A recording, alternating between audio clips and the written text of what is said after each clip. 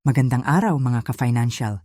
Ang personal loan ay isang option na madalas i-consider kapag kailangan ng extra pera. Pero bago ka magdesisyon, narito ang dahilan kung bakit hindi mo dapat agad-agad kunin ang personal loan.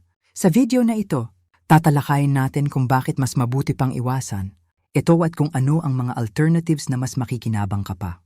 Kaya kung gusto mong matutunan kung paano maging wise sa pag-handle ng pera, samahan mo ako. Ang unang dahilan kung bakit hindi mo dapat agad-agad kunin ang personal loan ay ang mataas na interest rates. Habang binabayaran mo ang iyong loan, lalaki pa ang iyong magiging utang dahil sa mga mataas na interest na kaakibat nito. Ang mga personal loans na may mataas na interest rates ay maaaring magpahirap sa iyo na magbayad ng buo.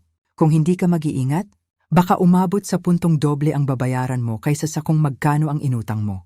Ang pangalawang dahilan kung bakit hindi mo dapat kunin ang personal loan ay ang matagal na panahon ng pagbabayad. Ang mga loans ay may mga fixed repayment periods. At kapag hindi ka makabayad sa tamang oras, maaari itong magdulot ng problema sa credit score. Kung mahirapan ka sa pagbabayad ng monthly dues, magkakaroon ka ng extra charges at penalties na magpapalaki pa sa iyong utang. Ang pangatlong dahilan ay ang pagkakaroon ng unnecessary debt. Kung gagamitin mo ang personal loan para sa mga non-essential expenses, ito ay magiging extra burden na wala ka namang magandang plano. Halimbawa, kung gagamitin mo ang loan para sa luxury purchases o mga bagay na hindi talaga kailangan, baka mawalan ka ng kontrol sa iyong financial stability.